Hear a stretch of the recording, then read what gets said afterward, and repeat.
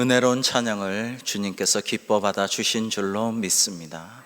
사랑하는 성도 여러분에게 오늘도 하나님의 한량없는 은혜와 예비하신 복이 풍성하게 임하시기를 주님의 이름으로 축복합니다. 마태복음 25장에서 주님께서는 종말론적인 비유 세 가지를 말씀하시죠. 첫 번째 열천유 비유, 두 번째 달란트 비유, 그 다음에 오늘의 말씀입니다. 오늘의 비유 말씀은 이런 말씀으로 시작이 됩니다. 오늘 본문 바로 앞에 31절부터 33절을 우리 같이 한번 읽어 보실까요? 시작. 인자가 자기 영광으로 모든 천사와 함께 올 때에 자기 영광의 보좌에 앉으리니 모든 민족을 그 앞에 모으고 각각 구분하기를 목자가 양과 염소를 구분하는 것 같이 하여 양은 그 오른편에 염소는 왼편에 두리라. 아멘. 여러분, 여기서 인자라는 것은 예수님께서 당신 스스로를 지칭할 때 많이 쓰시던 말씀이죠. 예수님을 말합니다. 특별히 최후 심판날 만물을 심판하러 오실 그런 주님을 지칭하는 단어이죠. 이어서 오늘 본문 34절입니다. 같이 한번 읽어 보시겠습니다. 34절 시작. 그때 임금이 그 오른편에 있는 자들에게 이르시되 내 아버지께 복받을 자들이여 나와 창세로부터 너희를 위하여 예비된 나라를 상속받으라. 아멘. 자, 여기서 임금 역시 예수 그리스도이십니다. 내 아버지란 바로 성자 예수님의 성부 아버지 하나님이시죠. 심판날에 예수님께서는 양과 염소를 좌우로 구분하듯이 의인과 죄인을 구분하여 상을 내리거나 벌을 주실 것입니다. 임금의 아버지이신 하나님께 상 받을 자들에게 예정된 영원한 나라를 상속해 주실 것입니다. 여러분, 이렇게 하나님께서 상 받을 자에게 영원한 하나님 나라를 예정되었듯이 내려주실 때에 그 근거가 무엇입니까? 임금님은 상 받을 자들과 이런 대화를 나누십니다. 오늘 본문 35절부터 40절을 교독해 보겠습니다. 내가 줄일 때 너희가 먹을 것을 주었고 목마를 때 마시게 하였고 나그네 되었을 때 영접하였고 헐벗었을 때에 옷을 입히고 병들었을 때에 돌보았고 옥에 갇혔을 때에 와서 보았느니라. 이에 의인들이 대답하여 이르되 주여 우리가 어느 때 주께서 줄이신 것을 보고 음식을 대접하였으며 목마르신 것을 보고 마시게 하였나이까? 어느 때에 나그네 되신 것을 보고 영접하였으며 헐벗으신 것을 보고 옷 입혔나이까? 어느 때 병드신 것이나 옥에 갇히신 것을 보고 가서 배웠나이까 하리니 임금이 대답하여 이르시되 내가 진실로 너희에게 이르노니 너희가 여기 내 형제 중에 지극히 작은 자 하나에게 한 것이 곧 내게 한 것이니라 하시고. 아멘. 여러분, 지난 주일에는 하나님 사랑과 이웃 사랑 이 두 가지만은 꼭 하며 삽시다라는 말씀을 나누었습니다. 그리고 하나님 사랑과 이웃 사랑은 사실 이 으뜸되는 두 계명은 실은 하나나 마찬가지다라는 말씀도 드렸습니다. 누가복음 10장에서 한 율법 교사가 예수님께 여쭤봅니다. 굉장히 중심되고 핵심되는 중요한 질문이죠. 선생님, 내가 무엇을 해야 영생을 얻으리이까? 그러자 예수님께서는 하나님을 사랑하고 이웃을 사랑하라, 이게 가장 중요하다, 이렇게 말씀을 해 주셨죠. 그런데 이에 그치지 않고 그 율법학자는 또 여쭤봅니다. 그러면 하나님 사랑, 이웃 사랑이 가장 중요하면 누가 내 이웃이란 말입니까? 라고 여쭤봅니다. 그러자 주님께서 말씀하신 것이 그 유명한 선한 사마리아인의 비유였습니다. 여러분, 길 가다가 노상 강도를 만난 한 사람이 재물은 다 뺏기고 얻어맞아가지고 피 흘리며 길가에 쓰러져 있습니다. 그런데 제사장이 지나가다가 내가 저 사람 만지면은 부정타지, 불결해지지, 내 사역에 지장이 있지, 이러면서 그냥 지나갑니다.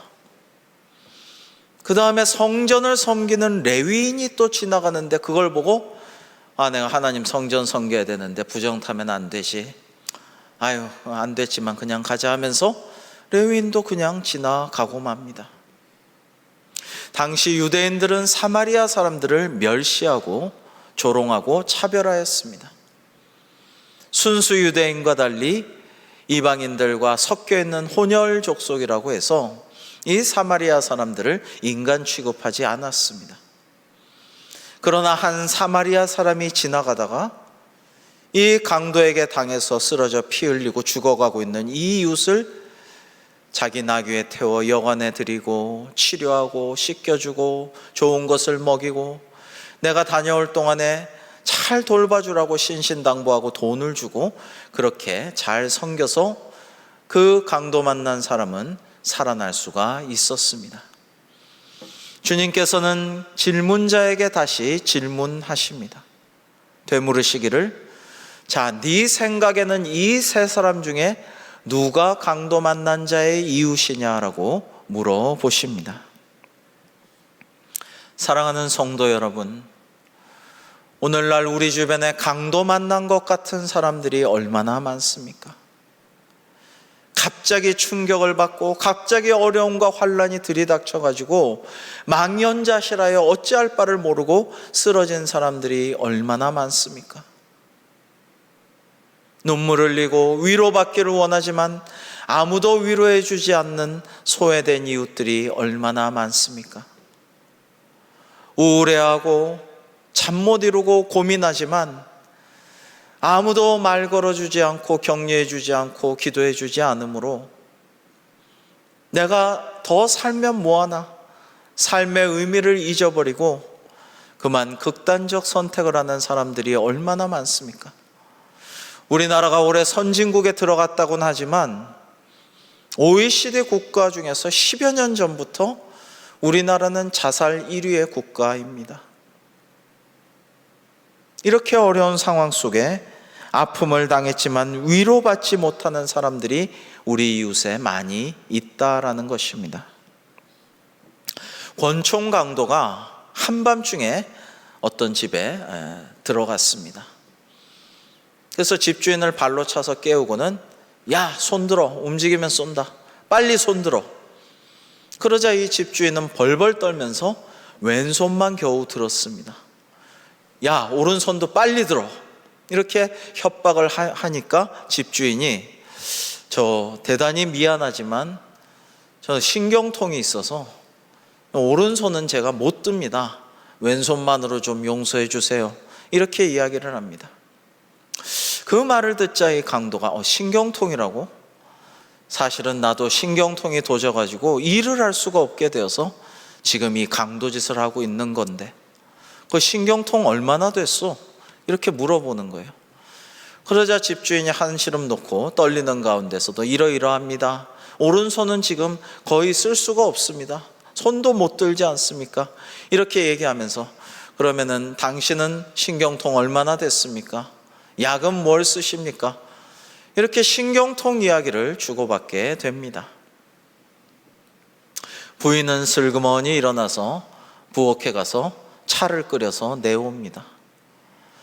그러면서 강도짓을 잊은 강도와 강도당한 그 놀라움에 깜짝 놀랐던 그 주인 내외는 다정한 이야기를 주고받으면서 해피엔딩이 되었다라는 이야기입니다. 오 헨리의 단편소설 강도와 신경통에 나오는 에피소드입니다. 여러분, 이웃이란 즐거움과 기쁨도 함께 나누는 사람, 뿐만 아니라 아픔과 슬픔도 나누는 사람이 이웃이 아닐까요? 그런 것이 없다면 바로 옆집에 살아도 이웃이라고 하기는 어렵지 않겠습니까? 여러분, understand라는 영어는 아래 서다라는 뜻이죠. 그래서 하나님께서는 하나님의 아들 예수님을 이 땅에 보내셨습니다. 예수님께서는 하나님 그 자신이며 하나님의 아들이심에도 불구하고 저 높은 하늘 보좌 버리시고 이 땅에 내려오셔서 낮고 천한 우리 인간들과 함께 먹고 자고 때로는 같이 눈물 흘리고 그리고 대화를 나누시고 안수하사 치유하여 주시고 마침내는 이 성육신 하셔서 우리를 이해하시고 도와주시고 치유하시던 하나님의 아들 예수님께서는 결국에는 십자가에 돌아가심으로써 믿는 자마다 구원을 얻도록 해 주셨습니다. 주님이 우리의 이웃이 되어 주신 것이고 그러한 주님은 오늘도 우리에게 말씀하십니다. 누가 그대의 이웃인가? 당신은 누구의 이웃입니까? 라는 물음을 우리에게 주십니다.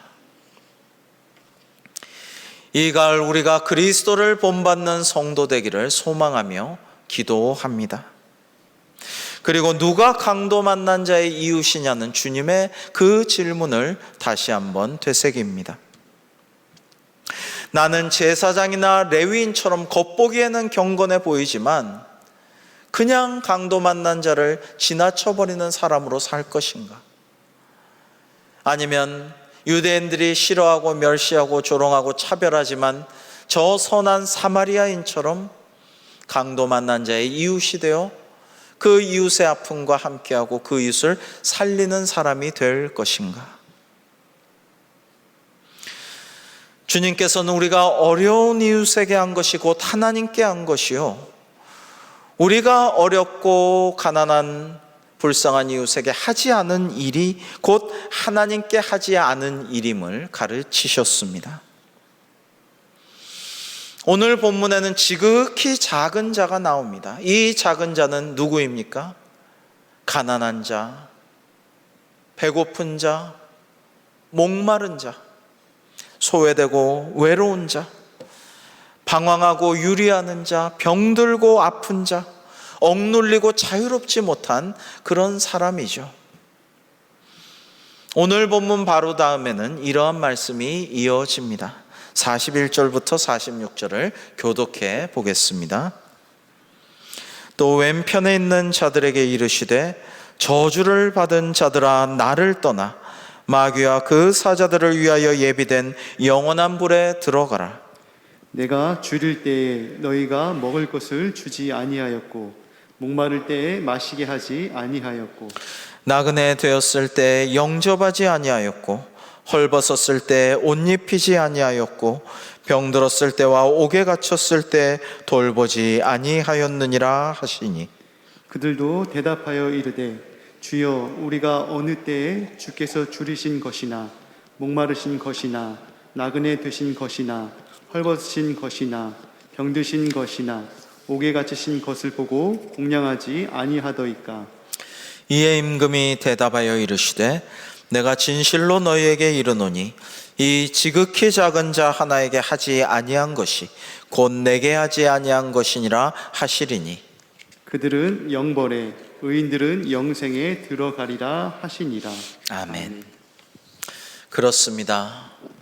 우리가 지극히 작은 자에게 한 것, 이게 하나님께 한 것이고 지극히 작은 자에게 하지 아니한 것이 곧 하나님께 하지 아니한 것입니다. 우리가 하나님께 해드린 것으로 말미암아 우리는 복을 받게 될 것이고 상을 받을 것이며 우리가 하나님께 하지 않은 것으로 말미암아 우리는 저주와 벌을 받게 될 것입니다.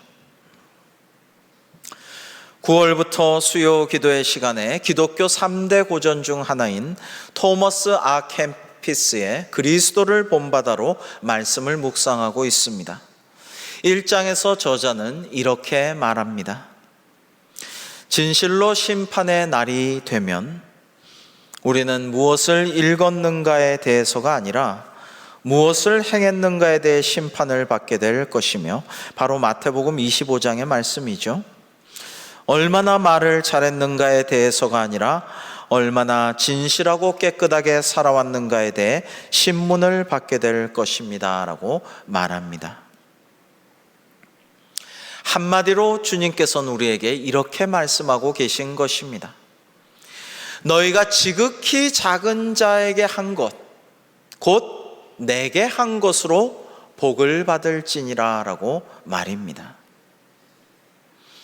우리는 결국 하나님께 복을 받기 위해서, 그리고 행복해지기 위해서 신앙생활하고 교회 다니고 있는 것이죠. 그간 한국교회가 너무 기복주의, 성장주의에 몰두해가지고 하나님 사랑과 이웃사랑이라는 본질을 많이 놓친 그런 사례가 있습니다만은, 복을 비는 것 자체가 결코 나쁜 것은 아닙니다. 세상 사람들은 하나님께 복을 구하지 않죠.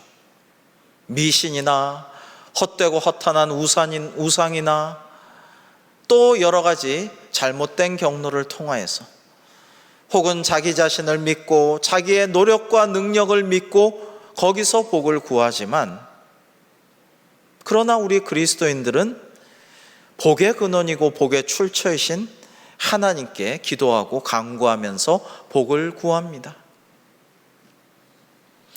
하나님께서는 사람을 창조하실 때부터 복을 주셨다고 창세기부터 말씀하고 계시고요. 그 복은 우리에게까지 대대로 이어져 올 것이라고 말씀하고 계십니다.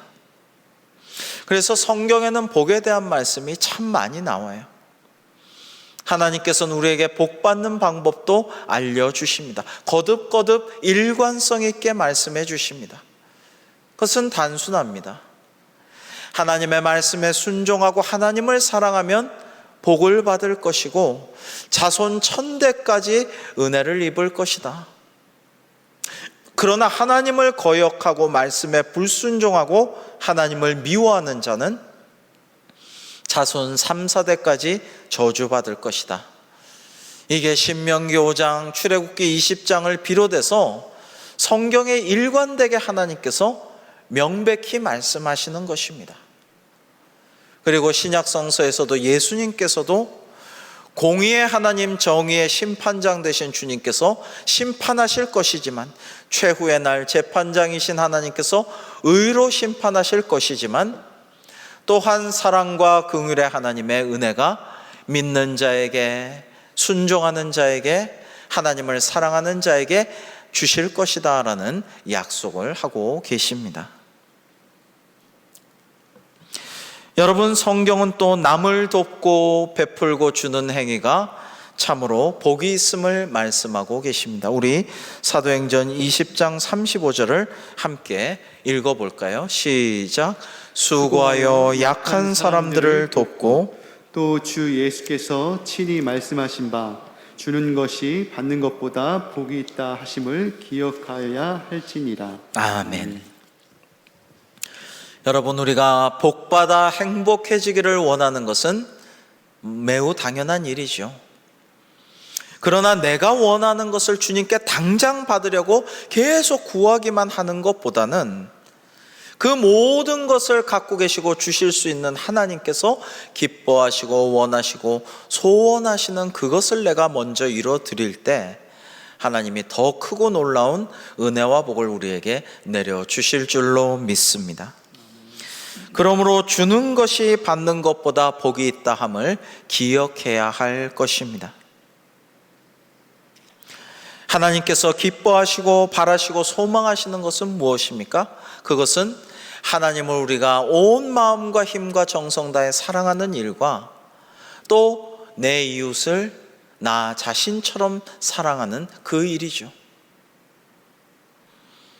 지극히 작은 자를 도우면 그러므로 하나님께서 기뻐하시고 참 좋아하실 것입니다. 우리가 상과 복을 노리고 그렇게 한다기보다는 자연스럽고 순수한 주님의 마음을 본받은 마음으로 도움을 베풀고 이웃을 섬겨야 되겠죠. 아브라함이 부지 중에 천사를 대접했음을 기억하시기 바랍니다. 그래서 이런 말도 있습니다. 손님이 오지 않는 집에는 천사도 오지 않는다. 이것은 순수한 섬김과 도움을 하나님께서 기뻐하신다라는 의미이겠죠. 전에는 교회에서 긍휼 사역을 참 많이 했습니다. 사실 이 땅에 복음이 전래된 이후에 교회는 초기부터 지금까지 이웃 돕기, 이웃 사랑을 위해서 노력을 많이 했습니다. 그 어떤 기관이나 단체나 어떤 사회의 어떤 모습보다도 교회의 모습이 더 이웃을 사랑하고 돕는 모습이었습니다.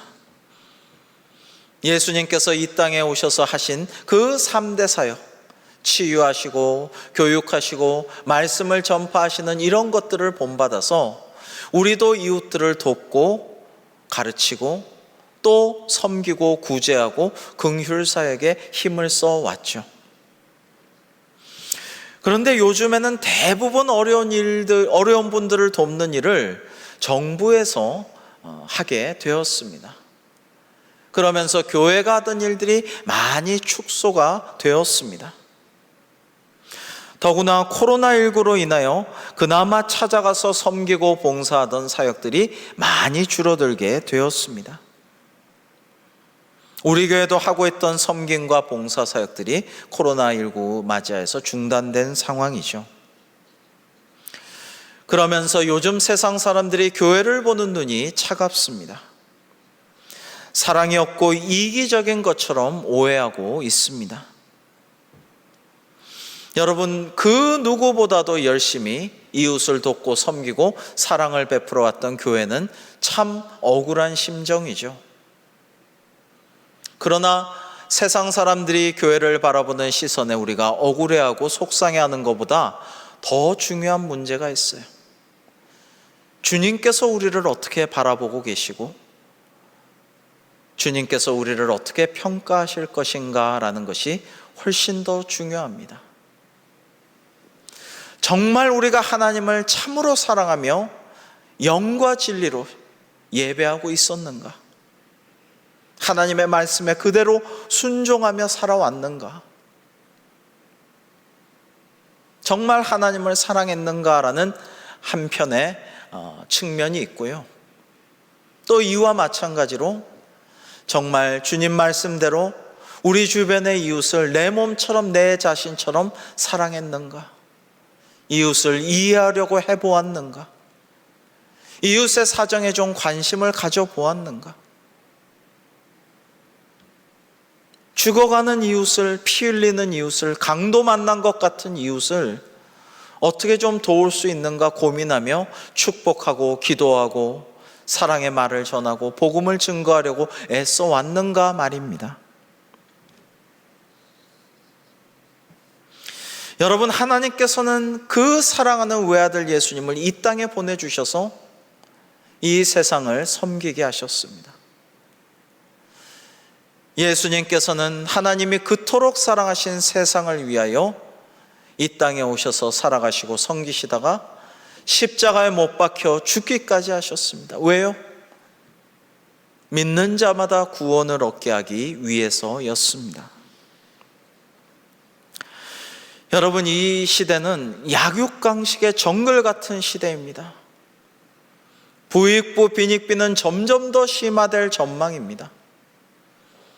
어떻게 보면 호모 데우스라고 해서 사람들이 신적 존재로 되는 사람이 있는가 하면 그렇지 못한 어려운 사람, 가난한 사람, 소외된 사람들은 더 낮은 위치에 떨어지고 하등인간으로 사람이라는 종류가 양분될지도 모른다라고 미래학자들은 말하고 있습니다. 무서운 일이죠. 여러분, 지금 세상은 각자 도생의 시대라고 말합니다. 각기 자기 살기 바쁘지 남 돌아볼 여유가 없다라는 것입니다. 여러분, 이 시대의 교회가 무엇을 해야 하겠습니까? 강도 만난 자의 피 흘리는 그 모습에 외면하지 말고 가서 안아주고 일으켜주고 병원으로 옮겨가고 여관에서 쉬게 하고 그 상처를 씻어주고 싸매어주고 먹을 것을 주고 그를 위해 축복하고 기도하고, 하나님께서 오늘 교회에게 변함없이 주시는 사명이 그것 아니겠습니까? 예전에도 그랬지만 시대가 바뀌었다고, 코로나가 왔다고 해서 우리가 그 사명을 감당치 않아서야 되겠습니까? 나 살기도 바빠 죽겠는데, 세상이 어떻게 돌아가는지 모르겠는데, 너무나 불확실한 이 세상에 조금이라도 내가 아끼고 조금이라도 저금해 놔야 되는데, 내 집도 마련하기 힘든데 내가 누굴 돕냐? 이것은 하나님이 원하시고 기뻐하시는 모습이 아닙니다. 오늘과 다음 주일에 우리는 절제와 나눔의 식탁 헌금을 봉헌합니다. 여러분, 영락교회 고 한경직 목사님께서 그리스도인의 생활 원리라는 책을 쓰셨는데요, 오래전 일이죠.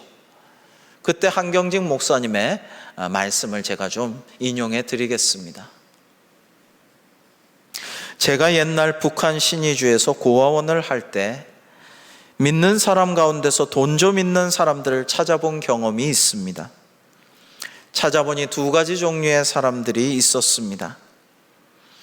어떤 이는 우리 신의주에 고아원이나 양로원이 없어서 안 됐었는데 이런 기관을 세워서 어려운 이들을 돌보자 하는 말을 듣고 아주 기뻐해서 참 좋은 일이니 나도 얼마든지 돕겠다고 하여 환영했습니다. 그러나 그이보다도 돈도 더 많은데 이러한 사회사업 얘기를 하자 이 핑계 저 핑계 하면서 결국에는 못하겠다고 하는 이도 더러 만나 보았습니다. 그때 한 500원씩 좀 내자고 권했는데 그때 500원은 지금은 50만 원쯤 되겠습니다. 이 책이 옛날에 써졌으니까 아마 지금은 10배, 20배 이상 되겠죠. 그 후 몇 해 후에 해방이 되었습니다. 북한에는 공산당이 들어왔습니다. 돈이나 좀 있던 사람들은 전부 숙청을 당했습니다. 자기 집에서 다 쫓겨났습니다. 많은 사람이 남한으로 넘어왔습니다. 그 가운데는 고아원을 위해서 돈 낸 사람도 넘어오고 권면은 받았으나 내지 않은 사람도 넘어왔습니다. 이런 분들을 다 내가 만났습니다. 어떤 자리에서 어떤 분이 내가 신의주에서 살던 경험을 생각해 보니 10여 년 동안 돈 벌어서 옳게 쓴 것은 고아원 위에서 500원 쓴 것밖에 없어요.